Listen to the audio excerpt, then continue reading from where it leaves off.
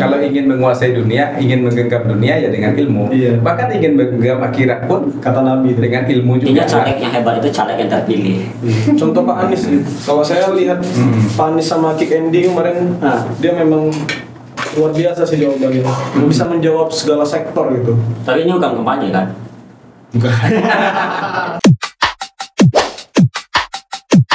Radio. Sarana yang ada baru radio. Itu pun tidak semua bisa dijangkau. Iya, harus diakses lah. Dan akses radio itu juga terbatas. Bagaimana supaya tidak didengar oleh penjajah. Sekarang untuk informasi itu jarak cuma 20 cm dari mata. Bisa mengelilingi dunia. Tapi tidak bisa kompak. Nanti kita ketemu jam 9 ya. Ada yang jam 9 masih baru bergerak, ada yang jam 9 kurang seperempat sudah ada di lokasi, ada yang jam 9 masih dia baru bangun. Nanti akhirnya ketemu di janji jam 9 itu jam 10, jam 11. OTW pun tidak jelas. OTW pun tak jelas. Integritasnya. Nah, bisa bayangin pada zaman teknologi canggih loh. Apalagi di Batam, orang tidak begitu banyak yang memanfaatkan transportasi umum. Iya. Ya. Apalagi generasi muda, jalan kaki malas. Saya kan masih generasi muda nih, saya malas jalan kaki. Kenapa? Yang lain nggak ada jalan kaki. Tapi kalau ada tertibkan istilahnya, ada gerakan jalan kaki satu hari berapa jam gitu. Misalnya jam sibuk pulang kerja, semua jalan kaki. Dari kawasan ini jalan kaki, ya kawasan ini jalan kaki. Nanti naik motornya atau naik kendaraannya, naik mobilnya dari sini ke sini gitu. Orang pasti akan jalan kaki kan. Kayak Car Free Day itu bagus juga sih Nah. sebenarnya. Sekarang Car Free Day udah free semua kan, tak ada lagi free gitu. Setiap hari tak ada Car Free Day. Kalau dulu masih ada Car Free Day.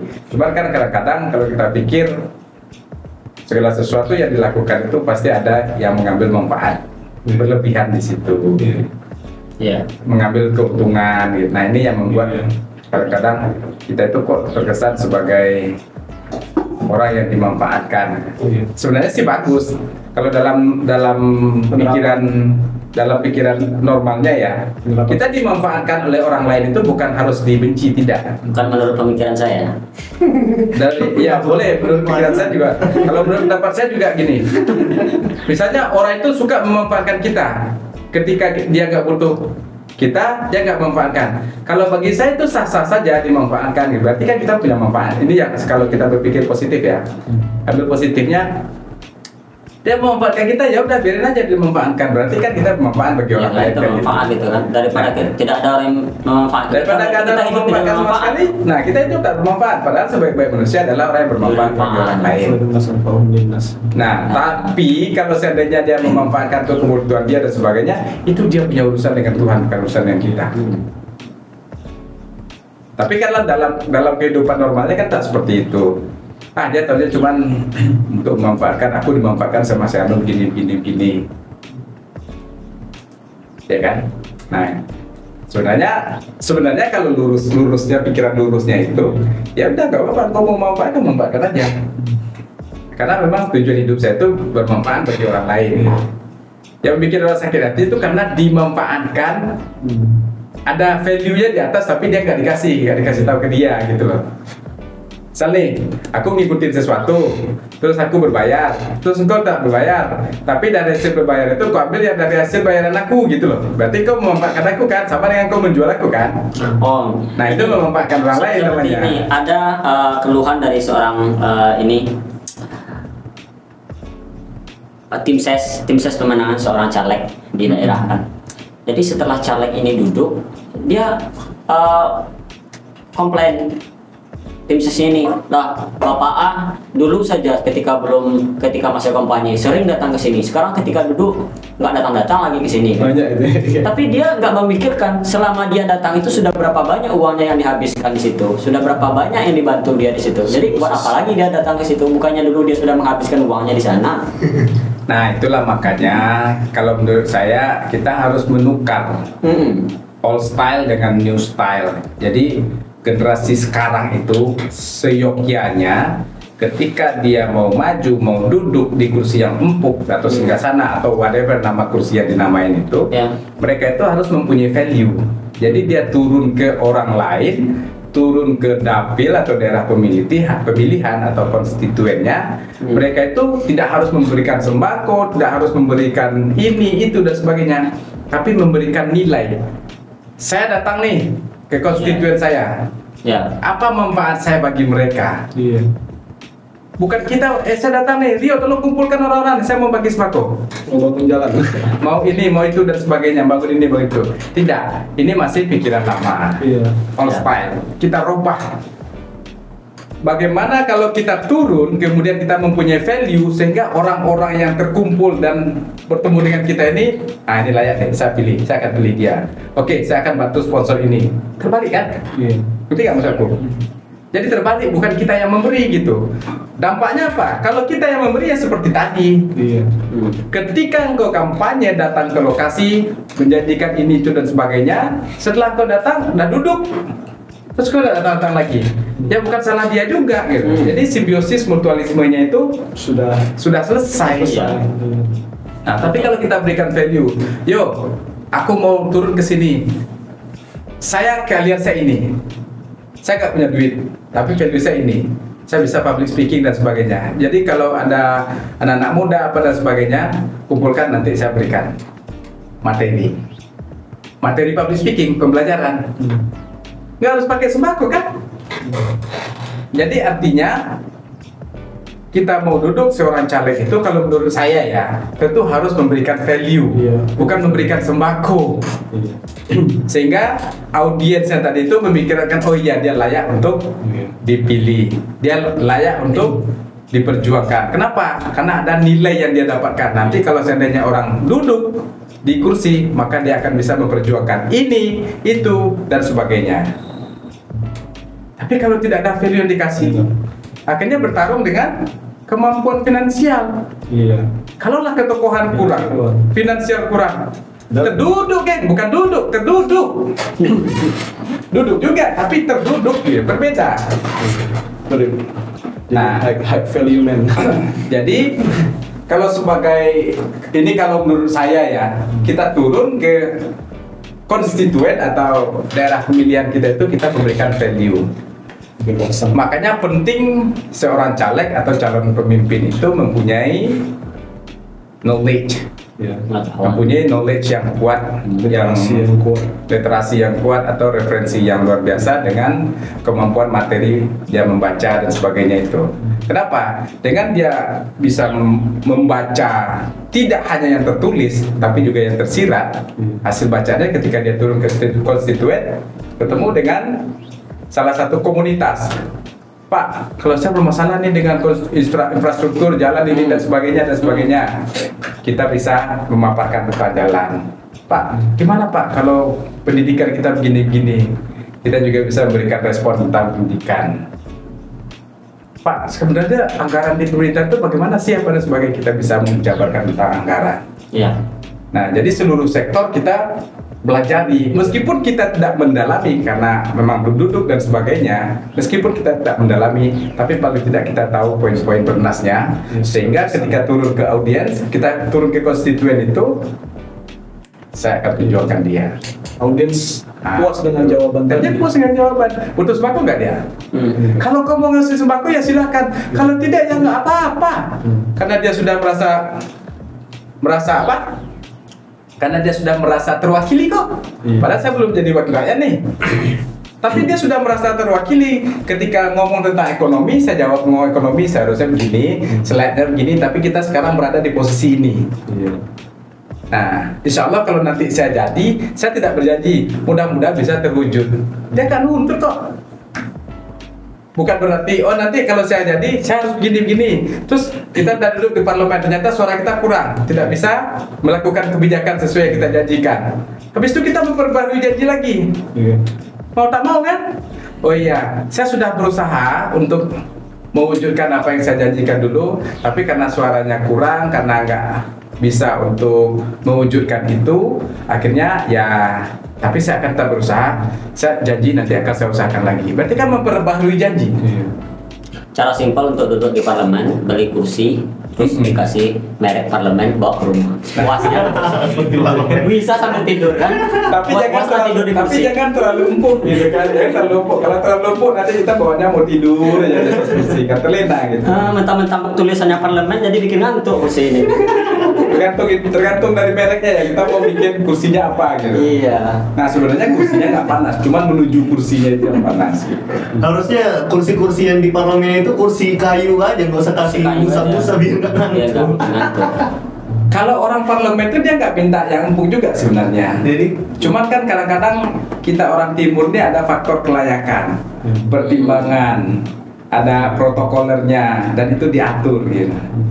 Masuk ke dalam perlengkapan konstitusi kan gitu. Jadi sebenarnya kalau orang yang duduk anggota dewan terserah mau kasih siapa aja ya silakan gitu. Nah, Sebenarnya kursi parlemen itu bagus dikasih merek reminder gitu ya. biar nggak banyak yang lupa di sana. Hasilnya dimatiin gitu. mewakili yang susah-susah ya. Pas kali dah. Bang, seberapa penting visi misi seorang caleg dibandingkan perda yang mau disampaikan gitu? Jadi kalau menurut saya visi misi itu ada penting tak pentingnya. Ya jelas kalau kita mempunyai visi itu kan tujuan atau goals yang akan kita capai. Kemudian misi itu kan bagian dari cara bagaimana kita memproses pencapaian tujuan itu. Nah, satu tujuan bisa mempunyai cara yang banyak kan gitu. Jadi kalau seandainya orang sudah mempunyai visi yang jelas, tujuan yang jelas, maka dia akan mudah untuk mencapai tujuan itu. Karena dia akan tahu caranya bagaimana. Flow prosesnya paham. Prosesnya itu dia paham. Tapi kalau orang tidak mempunyai visi yang jelas, sama dengan kita main layang-layang, nggak tahu dia arahnya kemana nih. Sama kayak kecoak terbang, cuman dia tentu hanya tahu gitu. Ya kan? Nah, artinya apa? Jadi di situ pentingnya, di situ tidak pentingnya. Kalau tidak pentingnya bagi masyarakat nggak penting kan visi-visi kau apa. Yang penting kau duduk, kau bantu aku, nah, kan gitu. Tapi kalau kita yang ingin duduk di parlemen tentu kita harus memahami tujuan kita apa. Nah tujuan kita itulah yang akan kita sampaikan ke konstituen kita atau daerah pemilihan kita itu. Intinya caleg yang hebat itu caleg yang terpilih. Contoh Pak Anies gitu. Kalau saya lihat Pak Anies sama Kick Andy kemarin, dia memang luar biasa sih jawabannya. Dia kalau di antara 3 paslon itu tadi ya, setiap ada wawancara kan. Pak Anies tuh tokoh yang intelektualis lah pokoknya. Dia bisa menjawab segala sektor gitu. Tapi ini bukan kampanye kan? Saya sebenarnya objektif cuma Objektif ya. kalau dari segi intelektual, kalau Pak Anies tuh cerdas lah kalau saya bilang.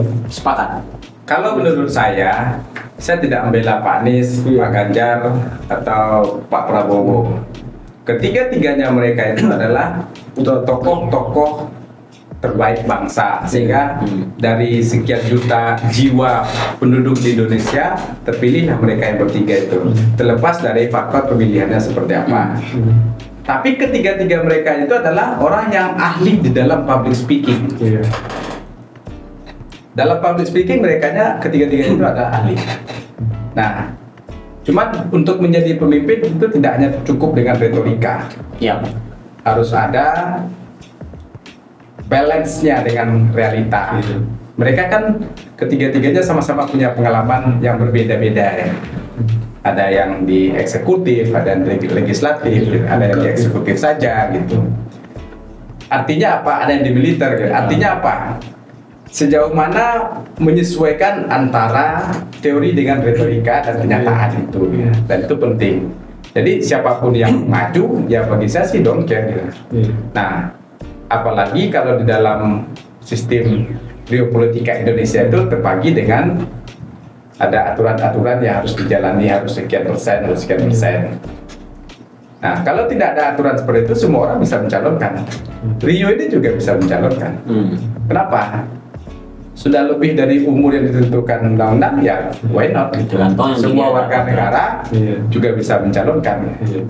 Tergantung orang bisa mau mencalonkan dia apa tidak kan gitu. Nah, yang kedua, dirubah pola pikirnya. Jangan calon presiden. Saya presiden 2024 Karena ucapan itu doa. Kalau calon presiden 2024, ya kalau kalah pun ya nggak masalah, kan cuma calon. Afirmasi. Ini menurut saya ya. Biar ada afirmasi positifnya nih. Nah gitu. Jadi kalau kita ini kan tergantung dari apa yang kita sampaikan. Iya. Saya presiden 2024, ini misal ya. Saya presiden 2024. Nggak menang ya nggak apa-apa. Saya kan berharap nomor 1. Kalau tidak sesuai dengan kenyataan ya harapan 1 lah minimal kan gitu. Sampai nggak? Jadi dirubah. Sekarang kan balik, bacalek dan sebagainya itu. Kenapa? Karena ada aturan undang-undang yang mengatur. Harus ada, sebelum ada keputusan ini harus bacalek dulu, bakal caleg gitu. Nah habis itu sudah selesai aturan ini, ada lagi caleg, calon kan gitu. Nah habis itu baru sudah dilantik, baru legislatif atau presiden, balon presiden, bacalon presiden dan sebagainya. Itu semua kenapa? Karena undang-undang gitu. Kalau saya sendiri secara konstituen, secara pribadi, kalau saja bilang 2024 saya presiden, gitu. Tapi tak boleh karena diatur oleh undang-undang. Maksudnya gini deh, hati-hati bermimpi, nanti terwujud. Iya kan? Hati-hati bermimpi nanti terwujud ya. Betul. Dan mimpinya Macam harus itu kayak gitu. terkadang diarahkan oleh alur pertemuan kita dengan siapa. Nah, itu terwujud tidaknya mimpi kita itu, sebelum tidur kita itu kita ngomong dengan siapa, dari pagi sampai sore banyaknya di mana. Nah itu akan banyak sedikitnya akan masuk ke dalam mimpi, meskipun terlepas mimpi itu bunga tidur gitu ya. Nah yang namanya mimpi tak bisa diceritakan secara struktural, kecuali kalau dimasukin dramatisnya gitu. Kenapa? Kita mimpi di Batam tiba-tiba udah jadi presiden saja gitu. Dan saya pernah bermimpi juga jadi ajudan dan juru bicaranya presiden. Itu mimpi saya kan, mimpi kan kita nggak bisa batasi kan. Hei kamu nggak boleh mimpi itu, kamu rakyat biasa, nggak bisa juga kan. Tapi kalau mimpi naik kereta bareng presiden, Saya belum pernah mimpi naik kereta. Karena mimpi saya itu sampai sekarang yang belum terwujud itu adalah terbang. Saya pengen terbang seperti superhero, dari kecil sampai sekarang masih pengen terbang tanpa ada pesawat, tapi saya pengen terbang sendiri kayak Superman itu, walaupun nggak punya sayap. Mungkin semua orang punya keinginan ingin terbang kali ya. Nggak perlu tinggi-tinggi, 1 meter 2 meter aja cukup, tapi saya bisa terbang, nggak perlu jalan. Nah, gitu. Mimpi saya sampai sekarang belum terwujud. Nggak tahu akan terwujud atau tidak itu. Dengan alat bantu tapi kan. Tanpa ada alat bantu, tanpa ada alat bantu. Artinya ingin seperti burung, seperti itu gitu. Tapi terbangnya ingin seperti burung. Cuman saya pengen tetap punya tangan dan kaki. Nah kan kacau kan? jadi wali dulu berarti. Iya semacam kita pula yang maksa gitu. Terus kalau ambil mimpi saya, Kalau semua Mimpinya apa? mimpi saya terbang terus tiap hari. Mimpi terbang gitu. Enggak, maksudnya terbangnya itu yang ingin diwujudkan. Oh, pengen diwujudkan. Ya. Oh, oke. Mimpinya itu ingin dream will come true gitu. Nah, apa mimpi yang ingin diwujudkan itu ya ingin terbang. Bukan ingin jadi presiden, bukan ingin jadi ini, bukan ingin jadi itu, tapi ingin terbang. Kenapa? Dengan terbang tadi saya nggak punya duit, saya kemana-mana. Pokoknya enak lah pokoknya gitu. Lu nggak bisa bayangkan enaknya gimana. Kenapa saya punya keinginan mimpi terbang? Karena saya bisa melakukan apapun dengan saya terbang. Ya kan? Kalau kita bisa terbang lewat jalan lintas mesti pakai helm nggak tuh? Oh enggak, enggak boleh helm lagi. Kalau Sarip apa deh pilih? Pengen jadi apa? Iya, jadi Presiden. itu tertinggi sih dari sekolah. Sampai dicatat tuh di buku cita-cita tertinggi itulah presiden. Ya apa sih kalau jadi salah? Jadi apa? Presiden itu dari SMP itu. Tahu nggak waktu saya SMP itu kan mos itu kan disuruh apa toko-toko siapa yang mau ditampilin pas di inilah papan apa yang digantung di leher gitu. Yang lain nggak apa ya, dia tokonya sepak bola segala macam ya, yang artis-artis. Yang aneh cuma saya di ini apa, saya tempel foto Jokowi. Tuh waktu itu ngefansnya itu masih pemilu 2014. Gila kali itu. Saya mau cari fotonya di mana lah saya waktu itu kan. Kalau saya setiap mos, setiap ospek, karena saya kan kampusnya banyak. Untuk S1 saja, saya 10 tahun menamakan S1. Wow. Saya masuk kuliah itu 2003. Jadi putus nyambung. Ada yang faktor pekerjaan, ada yang faktor keuangan. Tapi saya tidak pernah menyerah. I never give up. Pokoknya saya minimal tamatan saya itu S1. Sehingga 2013 saya baru dapat S1. Jadi disitulah pentingnya kita menghargai wisuda. Dulu ketika saya tamatan diploma nggak bisa pakai toga. Kenapa? Aturannya hanya untuk orang yang tamatan S1 dan S2 toga itu. Nah, jadi jangan sekonyong-konyong baru tamat sekolah aja udah sudah. Perpisahannya cukup lah. Nah gitu. Jadi ketika saya kuliah tadi itu putus nyambung dan sebagainya itu, setiap ospek kan beda kampus beda lagi nih orientasinya. Ada ospek, ada pengalaman kampus apa namanya sekarang? MOS ya namanya tadi. Di apa di kampus? Di sekolah MOS kan. Nah kalau di kampus apa? MPLS. MPLS kalau namanya sekarang terbaru itu. Nah artinya apa coba? Setiap ada pelatihan pengenalan kampus tadi itu, saya selalu mengambil satu pahlawan, Soekarno. Waktu di kampus yang lain, Soekarno juga. Ingin jadi apa? Soekarno. Terus di kampus yang lain, Soekarno. Jadi sekian banyak kampus yang saya jalani dari 2003 sampai 2013 itu, cuma satu pahlawan yang saya suka. Ingin menjadi Soekarno lah gitu. Kalau saya Syahrir. Syahrir ya. Abang Syahrir. Coach Rio Buya Hamka. Coba alasannya apa? Karena beralasan dari membaca buku-buku karya beliau, dari novel-novel, roman-roman yang beliau tulis, itu ya sangat saya sukai. Apalagi beliau dari orang Minang kan, jadi dengan buku-buku yang beliau sajikan, bahasa-bahasa itu rasanya sangat mengena sekali begitu, sangat mudah dipahami. Apalagi dengan mahakarya beliau Tafsir Al-Azhar itu sangat mudah dipahami dan bahasanya sangat bagus lah. Dan menjadi panutan lah bagi kita sebagai seorang beliau memang seorang negarawan, beliau juga seorang ulama. Beliau sangat paham sekali dengan adat istiadat. Sebagai orang Minangkabau ya beliau menjadi tuntunan lah bagi generasi anak muda. Bukan hanya masyarakat Sumatera Barat aja yang Bukan hanya masyarakat Sumatera Barat aja, tapi Indonesia pada umumnya, bahkan sampai ke tanah Melayu, Singapura dan Malaysia pun juga mengagumi beliau kan. Sampai-sampai di sana juga banyak buku-buku Hamka yang tersebar kan. Kalau Bang Hakim, Kalau Syahrir itu apa sosialisnya? bukan masalah sosialis ya. Kalau Syahrir ini dia bisa dibilang orang yang mengabdi pada ilmu ya. Jadi kayak itu tadi kayak ada istilah yang paling penting itu kecerdasan, kejaman pikiran tadi kan. Istilahnya ya tanpa ilmu pengetahuan kita tuh gimana bilangnya? Bukan bilang nggak bisa apa-apa, tapi lebih terarah gitu. Kita tidak mudah dibodohi. Makanya kan kayak sebenarnya Syahrir itu pemikiran sosialis itu kan lebih untuk mendidik masyarakat Indonesia kan agar apa biar nggak jalur kiri ya bilangnya. Oh iya. kan? Jadi agar kita tuh tidak tersesat lah gitu. Jadi kita belajar, kita menimba ilmu, cari pengetahuan seluas mungkin kan. Bahkan dari buku, dari ini segala macam. Jadi itulah pengabdiannya terhadap ilmu pengetahuan. Itulah bikin kagum sama Syahrir. Perjuangan dia menuntut ilmu. Ketika dia di Banda Neira kan, diasingkan sama pemerintahan Jepang. Dia sama Muhammad Atta tuh bekalan cuma bawa ilmu, bukan bawa baju. Bawanya bawa buku itu, di dalam peti itu. Bawa buku ya? Iya.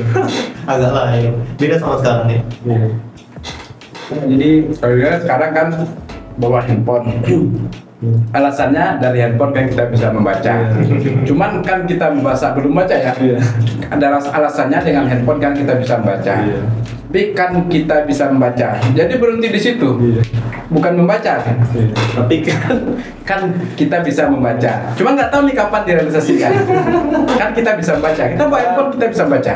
karena ada banyak distraksi gitu kan. Nah itu. Kita melihat ya, kalaulah teknologi ini di zaman tahun 90-an awal itu, di 1900 awal itu sudah ada teknologi secanggih ini, kita juga bisa menafsirkan bahwasanya pejuang-pejuang dulu itu tidak sehebat itu karena terpengaruh oleh teknologi yang ada kan. Bisa saja dari kecil mereka sudah main game dan akhirnya mereka tidak mempunyai karya-karya hebat. Tapi bisa juga mereka itu memanfaatkan kemajuan teknologi itu untuk dan menjadi bisa lebih juga besar, sebaliknya. lebih dahsyat gitu. Bisa juga sebaliknya. Karena kan teknologi itu kan memang bagaikan pisau bermata dua Iya. gitu ya, kayak silet gitu. Mau ke positif oke, mau ke negatif juga oke. Dan intinya setiap masa ada orangnya, setiap orang ada masanya. Sekarang kita hidup di era tahun 2020-an ya kan. Bisa jadi 2050 nanti bakal ada juga tokoh-tokoh yang dikenang, tokoh-tokoh sejarah yang hidup pada zaman ini. Iya. Hanya saja sekarang masa ini belum menjadi masa sejarah. Makanya kita tidak tahu siapa yang emas-emas yang ada itu kita belum muncul. Bisa jadi di tahun 2060, 2070 Abdul Somad, Adi Hidayat itu menjadi tokoh-tokoh sejarah yang hebat di masa lalu nanti kan. Iya, masa lampau. Di masa lampau. Nah makanya yang belum tentu sejarahnya itu kita harus berusaha untuk berbuat maksimal supaya ada nilai sejarah yang bisa dikenang bangsa.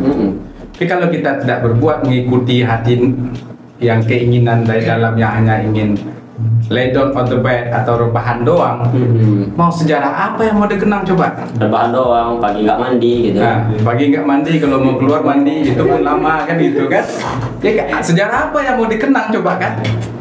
Nah tapi kalau kita memaksimalkan waktu, kemudian berusaha untuk tetap berbagi atau yang dalam kategori yang kita bilangin tadi dimanfaatkan oleh orang lain atau bermanfaat bagi orang lain. Nah kan jadi ada nilai sejarah yang kita ukir untuk regenerasi berikutnya gitu. Nah kalau kita cuman nantilah jadi hanya Angan-angan aja. put off till tomorrow, Iya. what we can do today. Tak pernah kita melakukan saat ini, selalu menunda-nunda. Padahal kita dilarang untuk menunda-nunda waktu itu, karena menunda waktu itu kunci kegagalan. Iya, benar. Gitu. Padahal sudah lama diingatkan di dalam lagu kan, if tomorrow never come kan. Tapi kita tak pernah merenungi judul lagu itu. Seandainya tomorrow itu nggak pernah datang nanti. Kita itu lebih penting merenung di kamar mandi daripada merenungi lagu. Saya bisnis yang baik itu bisnis yang dijalankan gitu kan. Nah, bisnis bukan yang dipikirkan ya. Iya. Bisnis yang dijalankan. Makanya Bang Sadino tuh kan kesal sama orang-orang yang terlalu mikirin. Betul, Tapi betul. nggak jalan-jalan tuh. Ya mungkin konsepnya itu kita dengan adanya teknologi akan lebih mudah untuk plan our work plan gitu. Iya. Jadi merencanakan apa yang kita kerjakan dan langsung mengerjakan apa yang direncanakan sehingga ada evaluasi dari Iya. rencana yang dilakukan itu. Daripada nggak sama sekali kan. Daripada tidak. Lebih baik evaluasi. Jadi harus ada, evaluasi. kalau bahasa Tanjung Umanya itu kita harus mempunyai effort yang jelas. Nah, gitu. Kira-kira seperti itulah kira-kira ya. Ada goals kita seperti itu. Goalsnya jelas gitu, tergantung dari planningnya itu atau istilahnya itu goalsnya itu apakah itu short, apakah itu middle term, apakah itu long term. Nah itu harus ada kategori.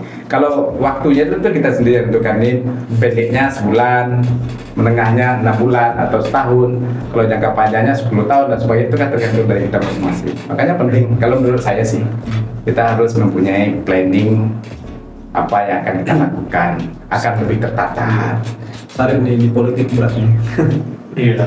Karena gini Rip, kalau dilihat tokoh-tokoh kita dulu itu mentalitasnya tuh luar biasa. Contoh kayak waktu itu kan ketika Soekarno kan dia memimpin kayak yang masa diplomasi buat memenangkan Indonesia jadi negara republik kan. Soekarno gagal kan, terus diganti sama Sultan Syahrir kan. Akhirnya Sultan Syahrir berhasil kan Soekarno kan dibully tuh, Soekarno masa kalah sama Syahrir. Tapi jawaban Soekarno apa? Dia bukan malah ngedown gitu. Mental dia apa menjawab dengan, hei kalian semua katanya kan. Aku nih seperti rotan, aku nih bukan kayu, tidak patah, hanya mental aja. Jadi bahasa-bahasa yang dia pakai tuh bisa kayak menyerang balik gitu. Padahal dalam posisi yang disudutkan gitu. Kayak Agus Salim. Ketika kan Agus Salim tuh kan diolok-olok sama rombongan Syahrir tuh. Iya. Syahrir tuh kan yang ngolok-olok Agus Salim gitu kan. Setahu saya di sini tuh forum manusia. Kenapa ada kambing di belakang sana? Iya. Sebab itulah Syahrir tuh kagum pada Agus Salim. Agus Salim. Dia semangat belajar terpicu gitu kan. Jadi ada hikmah-hikmah itulah. Jadi bukan yang malah ngedown, tapi bisa apa majas personifikasi ya. Iya. Iya. Jadi sebenarnya kan Syarif ini kan dia nunggu jawaban dari saya karena Buya Hamka udah saya. Iya. Soekarno kan belum. Dia nunggu jawaban dari saya sebenarnya. Dan saya tahu itu. Kenapa saya belum jawab? Karena masih ada uraian sebelum menjawab itu. Dan sudah terpancing kan, memberikan jawaban, memberikan Soekarno ini begini. Artinya saya tinggal memberikan konklusi gitu. Pas kali tadi bahas Soekarno Ya, jadi mungkin saya jawab kenapa saya pilih Soekarno atau harus ditanya dulu. lanjut. Saya memilih Soekarno. Kenapa? Karena pertama kali saya melihat banyak yang tidak dimiliki oleh orang lain ada sama Soekarno. Satu. Yang kedua, yang dimiliki Soekarno itu jiwa yang unik. Di zamannya dia banyak orang yang tidak berani. Terus dia punya karismatik, kemudian ganteng, sehingga apapun yang dia lakukan itu akan lebih mudah. Kalau secara visualnya itu sudah menguasai apapun yang dia katakan itu, maka orang akan mudah untuk influence, untuk terpengaruh. Ya. Tapi yang menonjol dari Soekarno adalah dia berani, yang digambarkan tadi, dia berani. Nah, dalam bahasa yang disampaikan Soekarno itu lugas. Karena wawasannya, materinya terhadap suatu tema itu sangat-sangat paham. Tidak hanya sekedar mengerti, tapi dia paham dengan apa yang disampaikan. Kenapa kok jadi kayak Rocky Gerung? Paham gitu. Dia paham apa yang disampaikan dia itu. Artinya apa coba? Sebelum dia melakukan sesuatu, dia sudah melakukan riset. Meskipun belum ada internet di zaman itu, tapi sudah banyak dilakukan survei, membaca dan sebagainya. Nah, keberanian muncul, percaya diri muncul, karismatik muncul, power suara itu muncul ketika dia sudah memahami 100% materi dalam pikirannya dia. Jadi apa yang dia sampaikan itu, dia menyampaikan dari hati. Makanya yang menerima juga hati. Ketika Soekarno berpidato, berkobar-kobar, berapi-api, semua audiensnya sangat, semua audiensnya diam. Bahkan yang diam itu juga bagian dari komunikasi. Bahasa Tanjung-Umanya, listening, be a good listener, it's a kind of communication skill. Itu ada sama Soekarno. Nah, jadi kalau untuk Syarif tadi, kalau dia ingin berpedoman karena saya sebagai mengidolakan Soekarno, kalau dia ingin mengikuti idola aku sebagai yang mengidolakan Soekarno, ini bukan kata Soekarno ya. Menurut saya, keberanian kita itu kalau kita tidak berhadapan dengan Israel, gas. Iya, benar. Nggak usah takut gitu. Nah, jadi kalau kita sudah duduk, kalau kita sudah dipilih dan terpilih menjadi seorang bakal calon atau legislatif atau sudah duduk di legislatif, berarti amanah sudah kita. Kita sudah menjadi orang pilihan. Sudah menjadi orang pilihan. Oh, dari kecil kita juga udah pilihan kok. Dari ribuan jutaan sperma kita yang menang. Satu, Rio, saya, Arif, kemudian Hakim. Inilah orang pemenang-pemenang. Yang lain bersaing, iya. Nggak curang kan lo? Nggak ada curang, nggak bisa curang di situ. Jangan-jangan mana bisa curang? Sperma tak ada curangnya. Jadi ada menghantam kawan nggak dulu? Sikut-sikut dan sebagainya. Dia belum ada sikut, belum ada siku kawan tuh, belum ada kaki. Nah, itu dari asal mula pembentukan kita aja kita udah menjadi orang pilihan. Kenapa kita setelah mempunyai kaki, punya pikiran dan lain-lain kalah sebelum menang? No, kalau bagi saya fighting. Sedikit Mas, sebelum lanjutkan, mungkin orang yang curang sekarang itu mungkin dari sananya itu udah curang dulu ya. Ya mungkin dari tanah sengketa juga kan kita nggak tahu. Ya tapi prinsipnya sih kita meluruskan niat lah ya, meluruskan niat. Kalau kita meluruskan niat, terus kita memang punya value di situ, terus Allah juga mentakdirkan kita di situ. Kalau memang sudah rezeki kita di situ, beribu orang pun yang mau membatasi, menghalangi, nggak bakal bisa terhalangi. Dan sebaliknya, kalau kita memang nggak di situ, meskipun berjuta orang mensupport kita untuk duduk, nggak bakalan jadi duduk, bahkan terduduk kan gitu. Jadi kita harus meluruskan niat. Niat utama kita itu apa? Selain dari punya visi dan misi tadi. Jadi jawabannya tadi itu sangat panjang ya. Padahal ditanyakan cuma visi dan misi gitu. Penting nggak sih visi dan misi? Penting nggak penting? Depend on the person. Pertanyaan visi misi tadi. Iya. Nanti mana? Iya. Saya sama. Depend on the person, tergantung dari orangnya. Iya. Mempermudah kita, visi dan misi itu apa? Mempermudah kita untuk menentukan orang itu memilih kita layak dipilih atau tidak. Itu aja sih sebenarnya. Nah, kemudian kalau kita udah punya visi dan misi, secara otomatis itu komitmen kita dengan masyarakat atau konstituen itu. Pakai visi misi Ali Taher aja. Baca Al-Quran. Itu simpel itu. Jadi kita makan sore. Ya. Oke, gitu lah guys. Kalau udah di studio ini pada waktu semua. Ruangan kafe gitu. Ruangan kafe. Jadi intinya kalau mengenal dunia bacalah buku, betul nggak ya?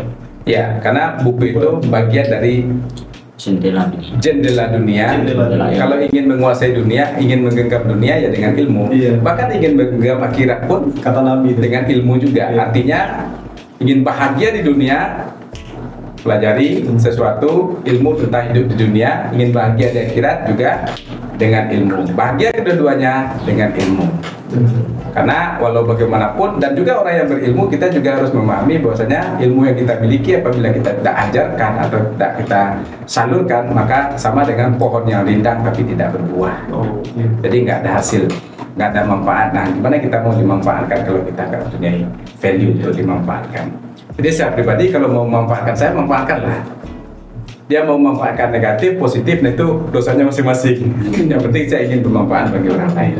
As simple as that. Simple as that. Sudah lama nggak dengar itu. As simple as that. That's the point. That's fine. That's it. Oke, thank you Bang Madison, thank you Bang Hakim, thank you Coach Rio yang telah hadir di Ruang Sayuti. Sampai jumpa di lain waktu. Thank you. Thank you. Ini temanya apa ini?